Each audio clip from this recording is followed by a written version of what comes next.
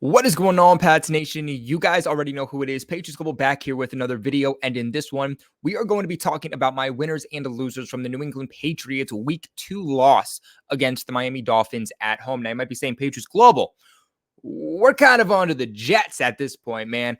Forgive me, this video is coming out a little bit later. I like to have these types of videos drop the same day, if not the day after that current game. But unfortunately, was kind of having finals for my first week here of classes as I have started college, as most of you know, to get my sports broadcasting degree. So excuse this video coming out a little bit too late. But without further ado, let's hop into today's videos of my winners and losers from this game.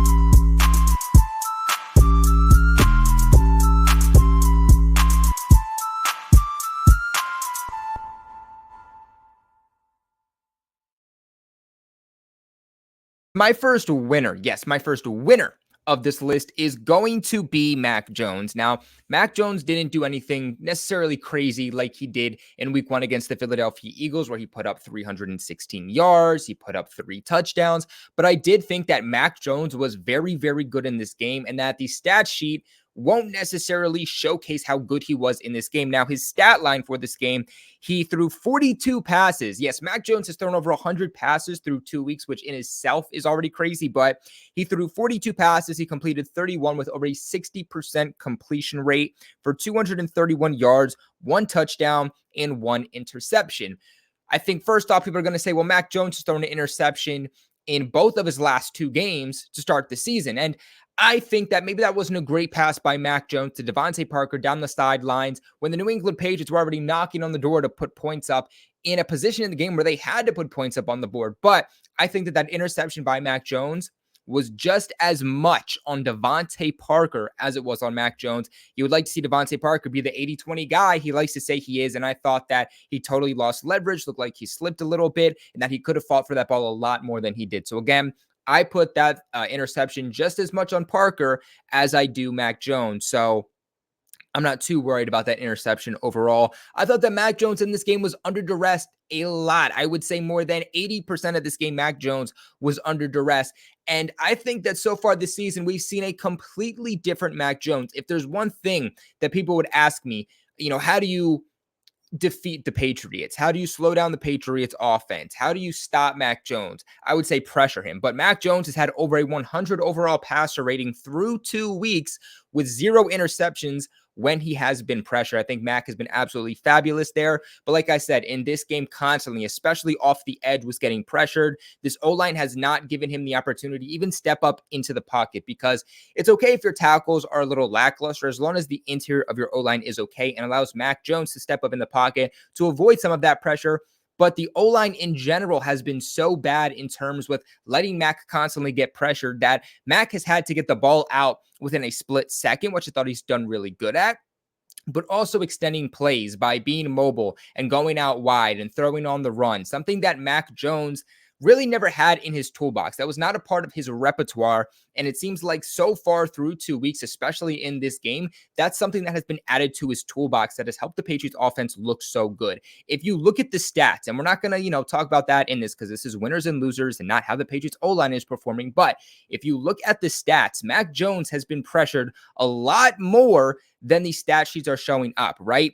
I mean, you look at the amount of times that he was sacked throughout the last couple of weeks, and it's only been about 5 sacks overall. Mac Jones hasn't been sacked a whole lot despite being the most pressured quarterback in the entire NFL. And I think that those compliments, the person who should get awarded for making that O-line look so good is Bill O'Brien and Mac Jones. Their ability to avoid pressure, get the ball out quick, and avoid sacks has made this O-line look better than it actually is in reality. So that is going to be my first winner on this list. Now, my second winner on this list is going to be rookie cornerback Christian Gonzalez. Has had an absolutely absurd 2 weeks to the NFL so far. I thought week 1 against A.J. Brown was a little up and down, but still he's a rookie, and going up against A.J. Brown is a very tough ask for anyone, and I thought he did a pretty good job at it. This week, covering a wide receiver that the week prior put up 2 touchdowns and over 200 yards is absurd.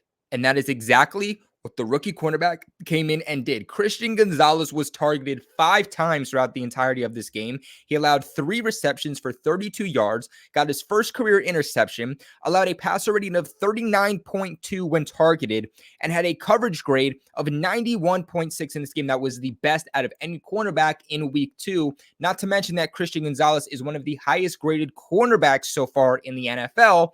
Through 2 weeks, he's showing a lot of promise and why he was that first round pick and that he continues to get better. I thought, obviously, rolling with Tyreek Hill that entire game, I thought that Gonzalez was going to be a little bit worse than he was. I thought that I had faith in him and that he was going to be able to play very adequately against Waddle or Tyreek, whoever he went up against.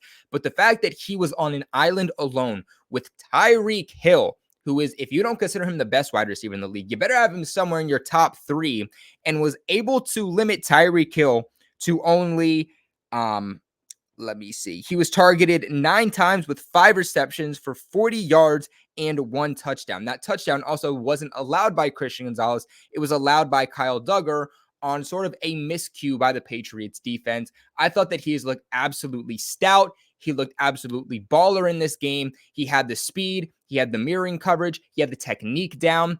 And I'm very, very confident if he was able to cover Tyreek Hill, what he's able to do going forward. Of course, if you guys do want to enter while we're talking about him, a signed Christian Gonzalez helmet giveaway. Of course, we are giving this helmet right here, a full-sized helmet. We're giving this away to one of you guys. We've talked about it several times. We're going to continue to talk about it on the channel. If you guys want to enter this, it's completely free. All you have to do is download the Mojo Fantasy app with my special link. If you guys want to know more about those details, go check out my latest Instagram or Twitter post. Links to both of those social medias in the in the description box below. But let's continue on with this video. And my final winner on this list before we get to the losers is going to be the Patriots special teams. I thought the Patriots special teams through 2 weeks has honestly been day and night difference. I thought in terms of the covering unit, I thought in terms of really just the covering units in general for the Patriots, as I think my computer lagged a little bit, so excuse that. But the covering units in general for the Patriots through 2 weeks has looked a lot better. They haven't let any big kick returns or any big punt returns, and they're allowing some of their guys to get into space a little bit better. So I thought that has looked day and night difference for the Patriots compared to what it was the entirety of 2022. But the reason that they're winners on this list is because I think we saw something in this game that could potentially change the NFL as we know it. As we all know, a few years ago, the NFL banned being able to jump over the line on field goal attempts to be able to block those, whether it was an extra point, whether it was a field goal attempt. They totally negated that. So the only way that you were able to block a kick or, a field goal or an extra point was if you had a guy coming off the edge who just had the speed to be able to block it, or you had a guy that was able to break through the middle of the line and just get straight to the kicker, something we don't see all that often. The Patriots did something different where they had Brendan Schooler come in motion and timed it up perfectly to where he was able to run from the side, get a starting run, and just get past the tackles and block a kick. I think that's something that we are going to see a lot in the NFL, and something that let's see how long it takes the NFL for them to absolutely ban it. But I thought that was a crazy, crazy play by Brendan Schooler. Excellent play by him as he continues to be a core piece of the Patriots special teams. But really just nods up to Bill Belichick, Cam Accord, Joe Judge for doing something that nobody has done in the NFL before and could change the absolute game as we know it. I thought that was an absolute winner that helped kind of switch momentum for the Patriots to continue to get back in this game and play and potentially almost come down to send it into overtime. But let's head into the losers.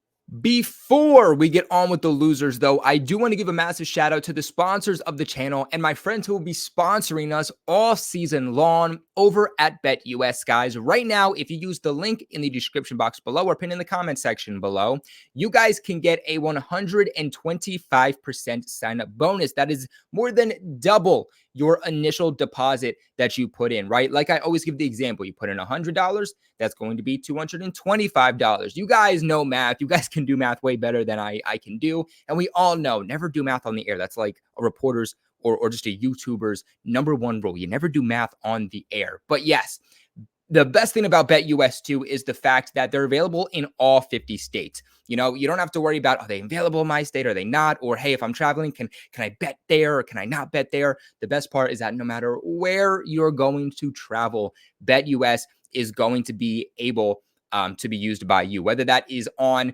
their website or their mobile app. You guys can get them everywhere. And the best thing about them is that they are the leading online betting platform, and they offer a wide range of sporting bets and casino games. So if you're like Patriots Global, I don't really want to bet on sporting games. I'm more of a casino person. Well, go ahead and check out BetUS. They have blackjack, they have poker, they have everything you can imagine in terms of casino games. Also, they also have a really good reputation in terms of reliability and security and customer service. So if there's any questions you have, hit up their customer service and they will help you guys out without question. The other thing that I love about BetUS is that it's very easy to sign up. And if you guys just hit the link in my description below, you'll see it'll take you right there. You just have to put in your name, your email, your phone number, and you guys are pretty much done and can get right to betting right away. The best thing about them in terms of being a sports book, though, is that they have extensive sports coverage. This is all the way from football to basketball, to baseball, to soccer, anything you can imagine, BetUS will allow you to bet on it. And you can bet in a variety of different ways also, such as pregame bets, such as live betting, such as parlays and player props. Guys, I absolutely love BetUS. They're the sporting platform that we're using all season long to make our bets, as you see on our search section of this channel. So go ahead, check them out, and get that 125% sign up bonus. Thank you again to BetUS for sponsoring. And so my losers, we're just going to hop right into all the losers. First one here is going to be the Patriots run defense. And I thought they looked absolutely spectacular against the Philadelphia Eagles, who in my opinion have the best rushing attack in the entire National Football League. But that did not transition here into week 2 against Miami. These were concerns we had in the preseason that showcased themselves really throughout all 3 preseason games. Thought that maybe week 1 came in and we said, you know, that was just a preseason thing. Head in here into week 2 and those questions re-bring themselves up. The Miami Dolphins had, they had 3 different rushers in this game. Their top rusher, of course, being Raheem Mostert. The New England Patriots let up 121 yards alone to Raheem Mostert on 18 attempts. He had a long run of 43 yards and 2 touchdowns. They let up almost 200 yards of rushing in this game, on top of what they allowed in passing.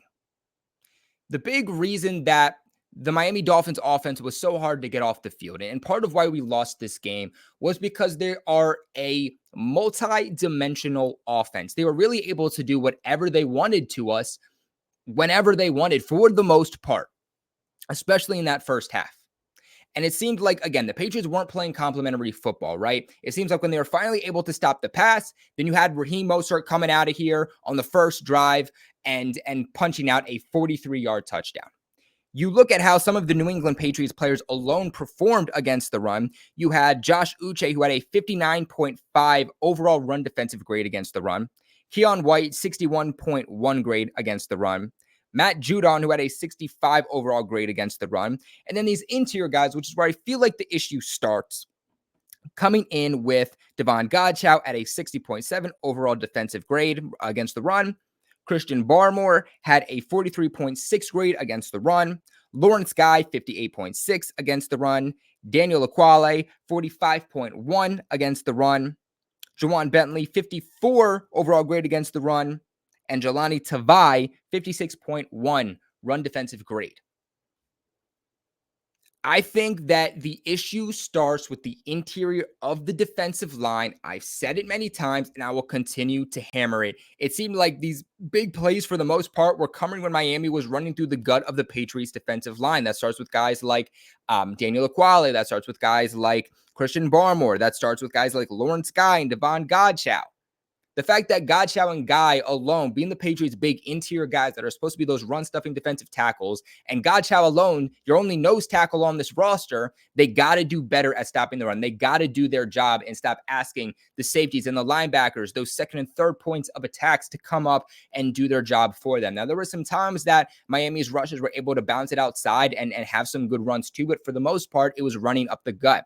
That big 43-yard Raheem Mostert run after the New England Patriots just punched the ball in the end zone and made it a close game, that came when he ran up the gut of the Patriots defensive line. Now, of course, that also comes with some guys biting too early from the second and third levels of the defense, whether that being, the safeties and the linebackers. But again, the fact that nobody touched him until it got to the Patriots linebackers and safety group is an absolute problem. And I think the biggest concern for the Patriots from a defensive standpoint is actually coming from run stopping in that interior of the D-line. But overall, not a good game here for the Patriots in terms of run defense. But let's hop in here for the next loser. The next loser is going to be, speaking of run game, is going to be the New England Patriots run game, as for another week, it does not get going.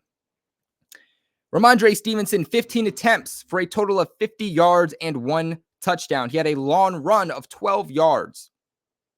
Ezekiel Elliott, 5 attempts, 13 yards, 0 touchdowns, long run of 7 yards. Now, I'll say it myself. I do believe that they should give Zeke Elliott more opportunities. Now, the guy who's going to give you explosive plays, who's going to give you the type of ability that can break it off into a long run of 20, 30 plus yards is going to be Ramondre Stevenson. But I think Zeke Elliott is going to get those tough yards. And the problem with the Patriots run game is not the running backs. We know it's not Mondre. We know it's not Zeke. I thought that this could be the best running back duo in the entire National Football League. They've shown that talent. It's not them. The problem is the blocking, right? This offensive line has serious problems. And we talked about how it could be negated in terms of pressure and sacks because of Mac Jones and Bill O'Brien. But they can't really do anything in terms of the run game. The O-line for the Patriots just has to be able to block, and they're not doing so. I thought in the second half we saw some better runs from the Patriots offense because that O-line started to do a little bit better. But for the most part, the O-line is not getting any blocks, not getting any holes for the running backs to go through, right? The point for the offensive line in terms of run blocking is to push those guys in front of them, as far in front of them as humanly possible, so that those running backs have some room and some weight to be able to make it through and build some holes to be able to pick up some yardage. When you are letting the defensive line push you back to the point where your running backs are either being stopped at the line of scrimmage or behind the line, you're not doing your job. And there's really nothing that these running backs are going to be able to do. And that's why I did say, I do think that right now, until they figure that out, the Patriots should be giving Zeke Elliott some more opportunities, because he's a guy that is going to be harder to stop. He's not as explosive. He's not going to give you as much big plays because he's not as fast, but he's going to be harder to stop behind the line of scrimmage. He's going to at least get you a couple of tough yardage plays every single opportunity that he touches the ball, unlike Ramondre Stevenson, who is, again, more of that explosive receiving piece for the Patriots also. So I think that if the Patriots want to be more successful offensively, if they don't want to be a one-dimensional offense, it's going to start with getting that running game going. And then my last losers on this list is going to be the Patriots offensive tackles. Now, like I said, the O-line in general wasn't great, but I thought the interior definitely played a much better game than the Patriots tackles did. The Patriots tackles in terms of run blocking or even pass protection were absolutely horrific in this game. You look at Vidarian Lowe, who started for the Patriots at left tackle with Trent Brown being out, and Vidarian Lowe allowed 1 sack, 3 pressures, 2 hurries, and an overall 46.1 run blocking grade. You then look at Calvin Anderson, who has started for the Patriots at right tackle over the last 2 weeks. He allowed 1 sack, 1 quarterback hit, 4 pressures, 2 hurries, and a 37.7 overall run blocking grade. I think the bigger issue in this game was Calvin Anderson for sure. And he hasn't looked great throughout 2 weeks, but he looked absolutely horrific in this game. And I think the big issue with Calvin Anderson is coming from a speed rusher standpoint. When it comes up against power edge rushers or defensive linemen, he does a much better job. But when it comes to having to get off the line quick and stop those speed rushers, They're not able to. They were allowing a no-named Hannah Montana edge rusher on the Miami Dolphins to constantly beat him and make plays in absolutely crucial times. I think that it's only a matter of time before we are talking about who is going to replace Calvin Anderson on the right side, because the Patriots offense is not going to be successful. It is not going to be able to operate how they want to while Calvin Anderson is pinning for them over on the right side. I thought Vidarian Lowe in this game played an all right game for his first game with the team, and really first game starting since last year, or the preseason rather, for the Vikings. Hasn't really done much a lot in the season since being drafted a couple of or last year rather. And I thought that he's still a very raw piece, but still looked better than Calvin Anderson. Patriots desperately missed Trent Brown in this game, but again, from all phases, the tackles had a very rough time.